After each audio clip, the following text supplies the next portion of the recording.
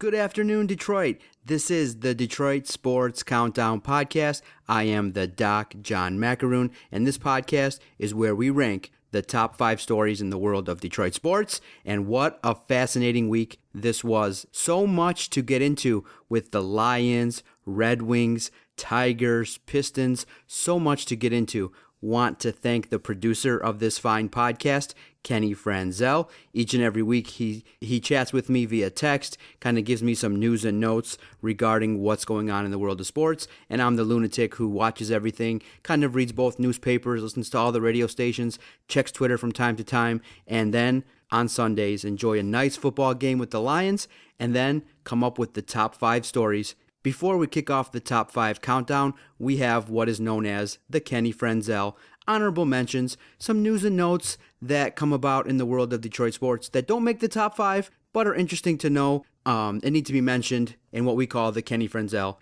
honorable mentions. Well, Landon Ferraro was placed on waivers, and he was picked up by the Boston Bruins. Now, the Red Wings kind of will tell you that Landon Ferraro wasn't going to find a place on this, on this roster, but you could have maybe moved Miller. You could have maybe done some things with Anderson. Nobody may have picked them up on waivers, but you lose a player that some people say, hey, has some upside, and the Boston Bruins did pick him up. So thank you for your time, Landon Ferraro, but you are no longer a member of the Red Wing organization. This week with the Red Wings, too, a little bit of talk regarding offensive struggles. I think a stat came out that said that when Peter Mrazek has started around 10 games this year, in 6 of them, over 50% of the games he started, about 6 games, the Red Wings have given him 1 goal. So the Red Wings and their offensive issues continue. They have played a little bit better, winning some games in overtime this week, but one of the issues that is talked about with the Detroit Red Wings is the lack of offensive punch and the lack of their ability to put the puck in the net with more frequency. And it's a tough thing. It's no easy feat in the NHL. I mean, there's a lot of strong teams in the East, and the Red Wings have gone up against some great teams so far this season, but they definitely going forward need to score a little bit more and get more offensive production, and you lost a player earlier today. And then last Sunday, an honorable mention. It was a big deal last week, and I talked about it just briefly because I recorded last week at halftime, but the Detroit Lions ended the streak in Green Bay. Wow. It was a reason for everybody to celebrate. They got the monkey off their back. It's something now we don't have to talk about anymore. The Lions won in Green Bay. Green Bay didn't play all that well. The Lions held on to defeat the Green Bay Packers and their first victory at Lambeau Field since 1991. 24 years of losses. It settled the organization. There were so many questions regarding, wow, what a streak. They were talking about what songs were number 1 back in 91, what movies were number 1. It was a good thing that the Lions came out victorious in Green Bay because, they don't want to answer those kind of questions. And, the Lions are often compared to Green Bay because they are the place setters in the NFC North. They got the hot quarterback, Aaron Rodgers, who, although isn't playing that great lately, is widely respected as being one of the top 5 quarterbacks in the National Football League. So for the Lions going to Green Bay and winning in Lambeau Field earns them a Kenny Franzel honorable mention. All right, let's get into this countdown list. These are the top 5 stories as ranked by the Doc. And Kenny Franzel is the producer of this fine podcast. He helped me along and gave me some great ideas. But in the end, the final rankings belong to me. And if you have any comments or questions, you can visit us on our Twitter page at Detroit Podcast. You can leave comments in the comment sections at our host site. And we love the debate. We love the banter. And that's why we do these podcasts. And that's why we have our Twitter page. So let's get right into it. The number 5 story this week in the world of Detroit sports. An interesting story that came out earlier this week involved some of the media going up to East Lansing and kind of talking to Mark D'Antonio about the Ohio State game. And Lynn Hennig went up to East Lansing and kind of talked a little bit about, was the Michigan State-Ohio State rivalry on the level now of the Michigan-Ohio State rivalry, because everyone talks for the last 40 years about the Michigan-Ohio State rivalry. So the question was asked to D'Antonio, and everyone kind of thought that Lynn Hennig was trolling, but in the end, he has the right as a journalist to ask the questions because he is right. In these parts of town, the Michigan Wolverines are a big deal, and a lot of people cover the Michigan Wolverines. A lot of people cover Jim Harbaugh and the Michigan program's rise this year because their season this year is a surprise. Their success versus teams on the road has been a big success. So Lynn Henning asked about, is the Michigan State-Ohio State game getting to that point where it can be talked about on the level of Michigan versus Ohio State? And Mark D'Antonio's answer was kind of gruff, and I appreciate his side of things as well. Lynn Henning had the right to ask the question. He had the right to kind of spin it in that light, but Mark D'Antonio handled it the right way as well. He's trying to earn respect for the Michigan State program, so I'm sure at this point in time he's just totally tired of answering questions regarding the Michigan program. I mean, Michigan State, as we sit now, is 10-1. They're coming off of an amazing victory versus Ohio State. And if you stay tuned later on in this podcast, maybe you'll hear more about the Michigan State-Ohio State game on the countdown. But Lynn Henning, as a journalist, has a right to ask that question because people who read his newspaper, the Detroit News, in this area are thinking that same thing. Because, even though lots of the reporters don't go up to East Lansing that often, he does have the right to kind of pose that question. It's just, at this point in time, we're trying to move away from talking about Michigan when D'Antonio is at a press conference because he's built his own program on his own, and he's done great things. And actually, winning 7 of 8 games versus your biggest rival, Michigan, is enough to kind of quell that kind of talk. But he asked the question, D'Antonio handled it just the right way. And so Lynn Henning going up to Michigan State, asking questions of Mark D'Antonio regarding the Michigan-Ohio State game is the number 5 story this week in the world of Detroit sports. The number 4 story this week, Rod Wood got a chance to talk to the media, and he was able to kind of make it known regarding his stance, regarding what his role is going to be with the Lions organization. So the number 4 story this week, Rod Wood being named the president of the Lions. And it kind of came as a shock to most people because Mrs. Ford came out and told everybody, hey, we're doing a national search to kind of retool this front office. And so when the name Rod Wood came about, everyone was like, huh? Who is this? And then people started to kind of dig into his background a little bit, and people found out that, hey, Mr. Rod Wood was the overseer of the Ford's estate, business-wise. So this is a guy who has protected the Ford's money and also has made them safe investments, has made them money. So he's been given now the job to be the president of the team. And so everyone was kind of, oh boy, here we go. Same old Lions, same old Lions. This is not going to change. Mrs. Ford is just, nepotism at its finest, just bringing along people that she feels are the best to fit the organization. And everybody was a little bit upset. And the questions were, is the new general manager going to have to answer to Rod Wood? Is the new general manager going to have to, defer to Rod Wood to make the real football decisions for the Lions organization? Everyone's scratching their head like, really? So he comes to the podium and he starts off with basically saying, in a line that has kind of been quoted a lot, is that I'm not really qualified to be the president of many other NFL teams, but I'm definitely qualified to be the Lions president. And it's kind of funny, but in the end, there's a lot of presidents. There's a lot of team presidents in the National Football League who are the children or relatives or close advisors of the owners. In essence, you don't have to panic. So the move we all have to kind of worry about for sure is the hiring of the next general manager, because that person will be the person responsible for the coaching and the philosophy of the organization. And Rod Wood, I do believe, is not going to be too much involved in the day-to-day football operations. His job, and I believe he probably can do a good one, is his job is going to be make sure that the Lions operation business-wise is a profitable one.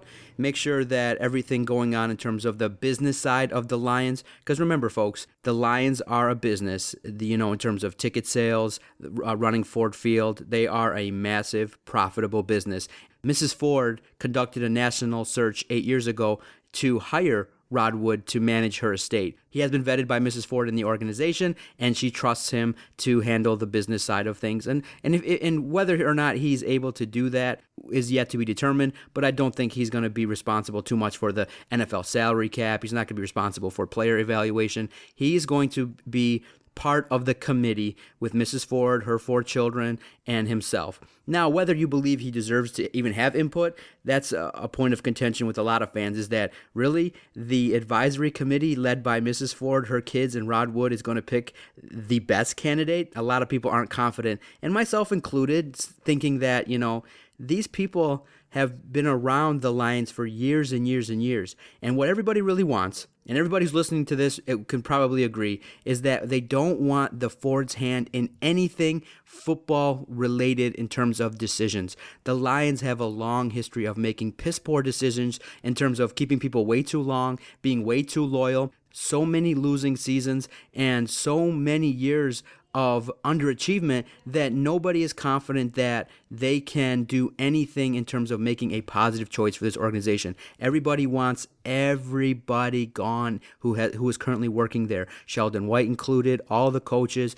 Just start all over. And I think that's what the majority of fans want, but you're not going to get that. Mrs. Ford is going to be loyal to her people, and she's going to put people around her that she trusts. And on some level, I can understand that, but I don't want the Fords and Mr. Rod Wood making these decisions. But if they can make the proper move at general manager, then that can set forth a new course, and that can ease people's tensions and nervousness, because as of this point, not a lot of people are confident with the Fords that they can make the proper choices in terms of leading this organization and producing consistent results. But unfortunately, Mr. Rod Wood is the new team president. He's going to be there for a bit of time, and now we just have to sit back and evaluate what the Fords and the quote-unquote advisory committee is going to do. So Rod Wood being the new president of the Detroit Lions is the number 4 story this week on the Detroit Sports Countdown podcast. All right, and moving along to number 3, the Detroit Tigers make the countdown list this week. Al Avila kind of scoured the landscape, and he brought in his closer ideally. Francisco Rodriguez was brought in earlier this week to be the closer of this team. And if you look at his numbers, I can agree with the decision. He is way more affordable than a guy like Soria and some of the other big-name guys out there. So Francisco Rodriguez is a proven closer. Now, there's some pros and cons to him. He's got a lot of experience at the closer position. Last couple seasons, he played with Milwaukee. When the news came out, producer Kenny was like, what, is this 2006? When he was dominant with the Angels and dominant as a closer back in the day. He was a flamethrower. Now, though, one of the cons is that in terms of his velocity and some of the things that I look for in a closer, I like a closer to be a flamethrower, a la a Bruce Rondon, a la guys like an Andrew Miller who can throw the ball upper 90s and can get guys to strike out. But that's not what Rodriguez brings anymore. He does not feature a high miles per hour fastball anymore. He's now a more of a crafty closer in terms of pitching to contact, in terms of featuring a little bit more of his secondary pitches, curveballs, breaking balls, a nice slider. So Francisco Rodriguez is a guy that's going to be not the guy that you expect to have a lot of strikeouts, but he does have the ability to get guys out. He's a crafty pitcher. It's not to say that he can't strike guys out. He does have strikeout stuff, but because of his ability to mix up his speeds and fool batters. But right now, in terms of his velocity, it's kind of dipped a little bit with age. He is a little bit older. He's not a young flamethrower. So right now, ideally, you could potentially set up a situation where you have Alex Wilson and you have Bruce Rondon that can be the setup guys, and you can get to K-Rod. So that's not a bad-looking threesome at this point in time. Now you're going to probably add maybe one more guy that might be already here, or mix and match some 4th or 5th line starters that are in the organization and put them in the bullpen to see how they do. But the Tigers have kind of solidified that closer's role. I do believe it's going to go to K-Rod, Francisco Rodriguez. He'll be the closer opening day. Now, the big question mark with the Tigers is going to be, what is Bruce Rondon's role going to be? Is he going to be a guy that can be counted on to be an 8th inning guy, to be a solid setup man? Is he still considered to be the closer of the future? When you get sent home for being, quote unquote, not a team guy and being a little bit, lacking effort, that kind of sets you back with an organization, probably way back. But, reports are that he's been texting management saying, hey, I'm in shape, I'm working hard, and that he is in contact with management, giving them regular updates regarding his status. So with that said, then you can start to believe that maybe, hey, he's grown up. He's not going to make the same mistakes as he did in the past. And you can look to this guy because, remember, You can't discount a guy like this because of his abilities to throw super hard and his abilities to really get guys out. I mean, he does show tiny flashes here and there of being a guy that you can count on as being a closer.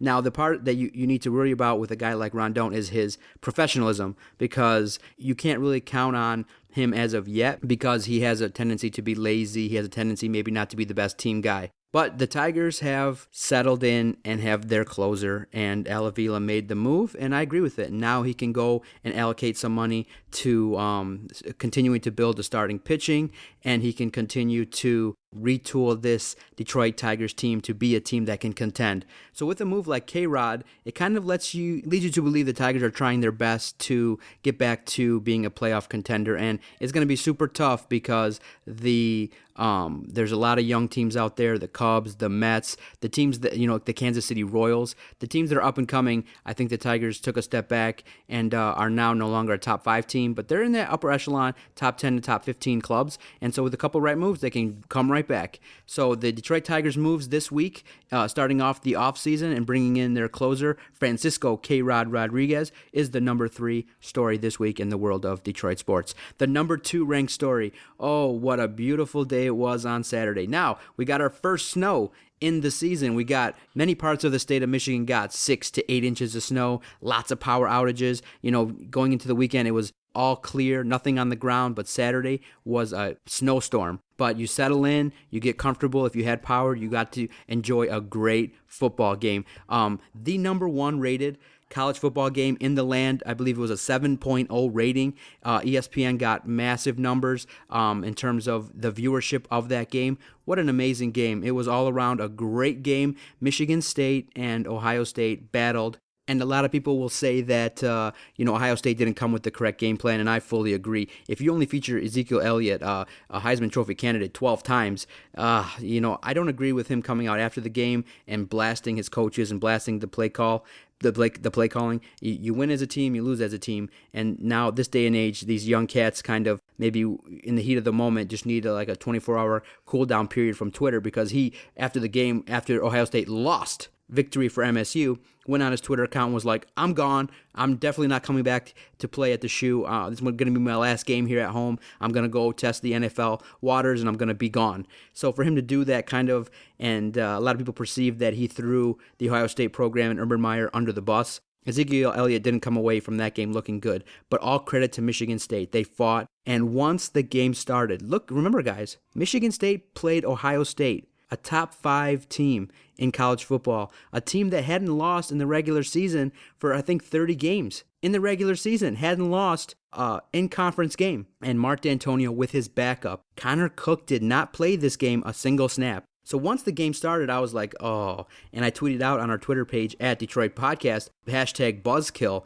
because you didn't think going into the game, if Ohio State played the best if Ohio State played great and Connor Cook was there for Michigan State, that Michigan State really had a chance. But going into the game without Connor Cook, a lot of people were like, oh boy, this doesn't have a chance to be a good game. But then you started seeing some things from the Michigan State defense. You started seeing, whoa, a couple 3-and-outs, a couple key plays here and there on defense, and you were like, okay, now Michigan State on offense is going to shuffle in O'Connor and Damian Terry to kind of get things done, and wow, the defense finally looked like the defense that everyone saw at the beginning of the year and was like, this is the defense that could catapult the Michigan State Spartans to the playoff and maybe even a potential national title game. They just didn't show it all year. Where was it? Why? I mean, I understand big players make big plays in key moments, but that defense put on a hell of a performance, and they were well coached by D'Antonio and that whole entire defensive staff. You got to give them credit, because Ohio State had so very few first downs. They played amazing on defense. They limited Ohio State. So a lot of credit goes to Michigan State for what they did to Ohio State. A ton of credit can go to Michigan State for what they did.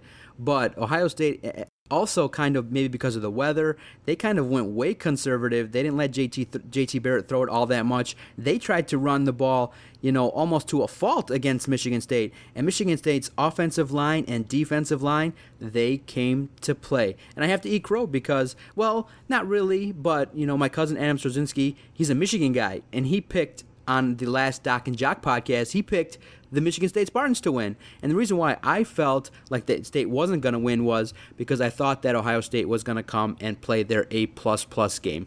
And if they would have, I think the story would have been different. But they didn't.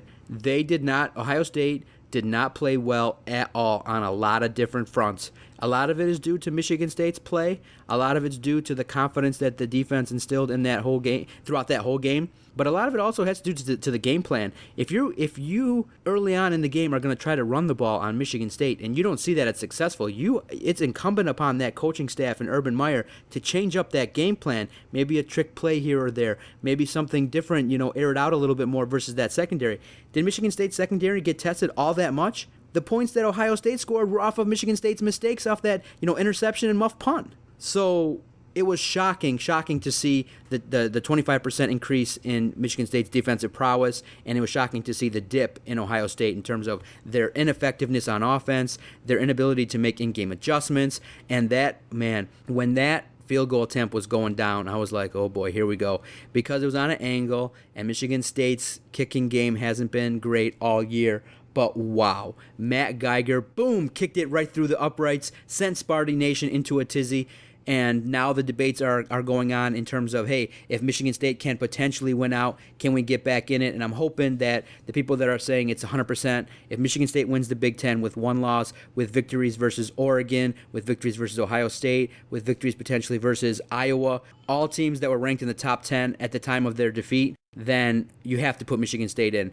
And another part that makes the victory great is that we kind of now, the Sparties, dictate destiny in terms of getting to that Big Ten title game. It kind of lessens and cheapens a little bit the meaning of the Ohio State-Michigan game. A lot of people definitely, it's a big rivalry game, it's a big game in town, a lot of people are going to tune into that game, but it's not going to have that much meaning if Michigan State can handle their business versus Penn State. And I absolutely love to hear that. Michigan State holds their own destiny. They played great. And that, hey, I love being wrong talking about the Sparties. I love to pick against them and have them prove me wrong. But there's no better feeling than to add another victory, another great victory, and maybe one of the better victories, maybe in the top two. Remember, Michigan State's beaten Ohio State on the road before. And it seems like both teams are trading wins on each other's home field. So that's kind of interesting in terms of the rivalry. But I asked the question on my last podcast with Adam, can you use the R word with Michigan State-Ohio State rivalry? Yeah, it's an intense rivalry. It's a big game, and you saw the whole country. The biggest rating that occurred in television, college football watching, was the Michigan State-Ohio State game. A big, huge number rating-wise, and it delivered, and a lot of people got to see what we're capable of, and it's all great. It's all gravy. So thank you for waiting and listening to this podcast, downloading it across the many platforms, Podomatic, Stitcher, iTunes, the DetroitSportsNation.com website. We appreciate them hosting our website and giving us tons and tons of support. We're thankful each and every week because they host all our podcasts and give us a chance to let everybody hear our great opinions and the many shows that we put on each and every week. And always want to thank the sponsors who allow us to do these kind of projects, FanaticU.com and the DetroitBeardCollective.com. Without the great support of our sponsors, can't keep the mics hot, can't keep the office lights on, and can't have, it's a fun Sunday to watch football and then record a podcast. And now to the number one story as ranked by the Doc. And it just happened a couple days ago. The Detroit Lions are no longer going to be on the station that they're on now, 97.1 FM, The Ticket. And when that story came out, you heard rumblings earlier in a couple months that, the Lions weren't really happy with the level of talk. And one of their hosts, one of their big-time hosts, one of the top sports hosts in the country as well as in the area, Mike Valeni, was the target of some criticism from the Lions. And we got a chance to speak with Mike Valeni's agent, and he specifically told us on the Detroit Sports Podcast that the Lions had come to 97.1 and CBS and management and said that if Mike Valeni was going to be on the air, the Lions would not be on 97.1. And then it set up for an amazing Friday radio show at 2 o'clock. Mike Valeni laid out the entire scenario in his own way. Now, maybe you could say part of it was for entertainment purposes and part of it was self-serving, but I do believe that's the case because Mike Valeni's agent, several past hosts, several past sports directors have come out and said that, yeah, The Lions and their public relations staff have tried to control the message for years, and they'd be willing to call up stations and shows while they're going on, trying to change the message and limit talk about how defunct and how crazy and how inefficient the Lions have been. And I disagree with that. There is a First Amendment. You're not supposed to, cover the message. And so the Lions have reached an agreement with WJR, an AM station, the old flagship of the Lions, a place they were for several years, but a place that their viewership is a little bit on the older side. So it's a little bit surprising that the Lions would turn down the ticket, a very high-rated station. And all they'd have to do, really simple, you don't have to sit there and call radio hosts. You don't have to sit there and try to control the message. You can't do it now with the advent of Twitter, with the advent of all these podcasts that have popped up around town that are focused on the Lions. You can't nowadays cover the message. Everybody knows. The Lions, even though they won today versus Oakland, they're still 3-7 and they're out significantly of the playoff race. So it is one of those things where in this day and age with 24/7 media coverage, with beat writers, you can't control the message. You can start all the websites you want. You can start all the DetroitLions.com website and hire as many writers as you want. If you put a product on the field that's that bad, when you play that bad on the international stage that many times, people are going to talk. So you're not going to pull the wool over that many people's eyes this day and age. So all you have to do, Lions, is play better football, and this kind of talk that you hear is going to go away. And remember, the radio business is an entertainment business. It's to draw revenue. It's to draw listenership. And so sometimes you're going to face criticism day in, day out. That's what sports is about. Would you rather have nobody talk about the Lions? That is likely never going to happen because of the fan base here. But if you continue to hire bad people, if you continue to have bad records, if you continue to alienate the fans, you're going to have apathy set in. It will happen. And it has happened to the Lions in the past. So in the end, what has to happen is the Lions have to put together a better product. And now, given the fact that the Lions are no longer going to be on the ticket, it's going to be very fascinating to listen to both stations, 105.1 and 97.1.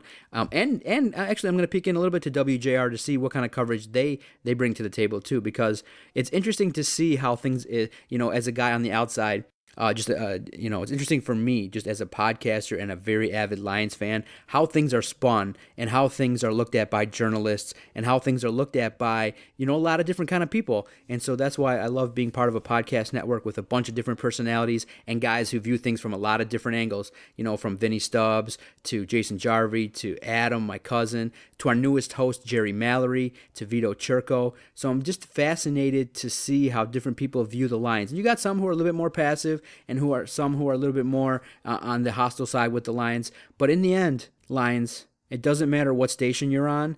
If you don't put together a winning product, then everybody's going to know it and everybody's going to talk about it. You can't cover it nowadays. Remember, there's internet shows. There's several podcasts popping up dedicated to the Detroit Lions that go live after games. It's amazing.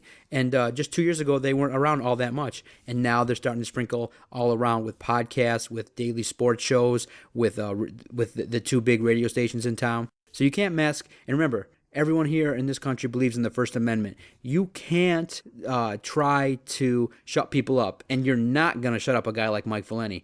Wow, if you had a chance and listened to that 2 o'clock rant, you definitely were entertained, and you got a glimpse of what it's like for a host to be the target of an organization. And in the end, I was kind of surprised that CBS Radio decided to keep Mike Valeni over the Detroit Lions. You can tell that how far have the Lions dipped that a radio station is willing to choose a radio host over them. Wow, that speaks in that point there probably speaks to where the Lions organization are viewed by most people in the radio business and in town. So thank you for listening to the Detroit Sports Countdown podcast. I greatly appreciate those who listen, who message me on Twitter. We're building a great sports community at Detroit Podcast. We're having a fun time with these weekly shows, and I greatly appreciate it. Thank you so much to Kenny, the producer. We'll see everybody next week on the Detroit Sports Countdown podcast. Thank you for listening.